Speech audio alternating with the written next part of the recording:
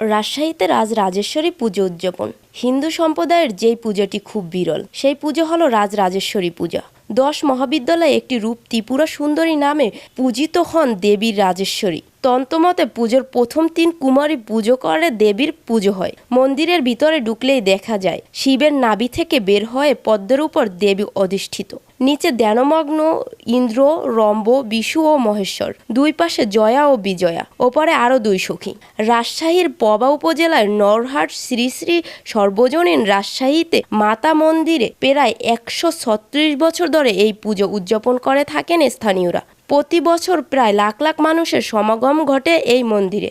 দুর্গাপূজার ঠিক 1 মাস 5 দিন পর এই পূজা 5 দিন অনুষ্ঠিত হয়। আজ মঙ্গলবার বেলা 1:30টায় এই পূজাটি শেষ হয়েছে। তবে দেবী রাজেশ্বরীর প্রতিমা মন্দিরে থাকবেন আরও কিছুদিন, জানিয়েছেন কমিটির উপদেষ্টা সুবল কুমার সাহা। 1979 সাল থেকে এই পূজা পালন করে আসছেন সুবল কুমার সাহা। তিনি জানান পুজোর ইতিহাস। এই পুজোটি শুরু হয় বাংলা সনের 1296 সাল থেকে। রাজশাহীর এই মন্দির ছাড়াও নগরীর শাহেবাজারে এক মন্দিরেও এই পূজা অনুষ্ঠিত হয়। পুজো উপলক্ষে শাখা সিঁদুর সহ খাবারের মেলাও বসে এই মন্দিরে।